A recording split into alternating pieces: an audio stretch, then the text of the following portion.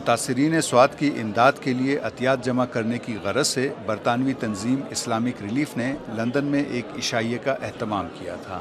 اس تقریب میں پاکستانی ٹیم کے کپتان یونس خان اور آل راؤنڈر شاہد آفریدی مہمانان خصوصی تھے۔ کھانے سے پہلے دونوں کھلاڑیوں نے ایک پریس کانفرنس میں متاثرین سوات کی حالت پر تاسف کا اظہار کیا۔ جہاں تک کنڈیشن کی بات ہے، میں نے پہلے مینشن کیا، لوگ واپس گئے ہیں، واپس جا کے پھر لوگ واپس آئے ہیں۔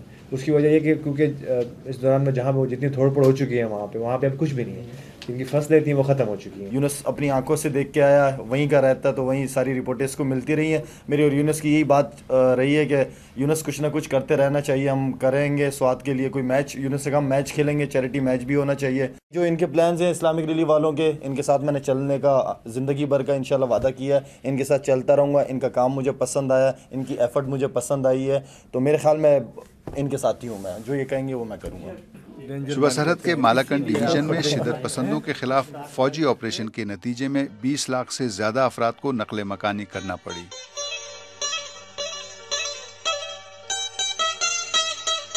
اسلامک ریلیف ان متاثرین کے لیے کیمپوں میں امدادی کام کر رہی ہے۔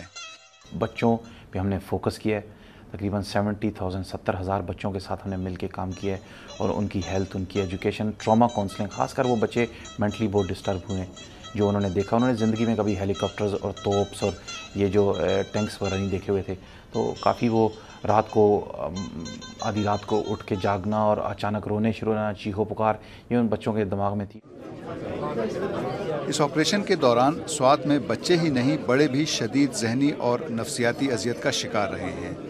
یونس خان اور شاہد آفریدی ان کی اس حالت پر دل گرفتہ ہیں۔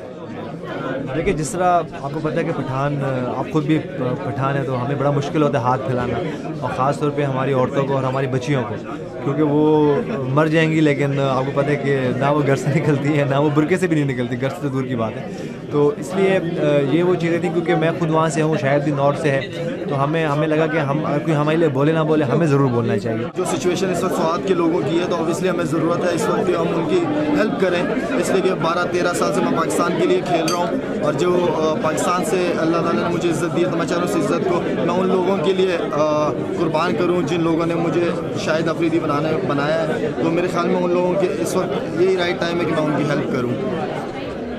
متاثرین کی امداد اور بحالی کے چیلنج کے ساتھ کپتان یونس خان کو جنوبی افریقہ میں ICC چیمپئنز ٹرافی کا چیلنج بھی درپیش ہے۔ اور سب کو پتہ ہے کہ یہ وائٹ ٹیم اگر پوٹینشیل پہ کھیلتی ہے تو کچھ بھی کر دیتی ہے، تو میرے خیال سے وہی چیزیں، چھوٹی چھوٹی چیزیں اگر ہم اس کو اکٹھا کر سکیں ایک ہی جگہ پہ، تو ہم ضرور کہیں نہ کہیں چیمپئن ٹرافی میں کوارٹر فائنل میں یا سیمی فائنل میں یہ ٹیم نظر آئے گی آپ کو۔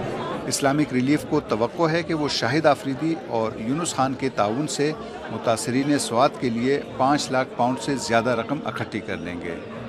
عمر آفریدی، BBC لندن۔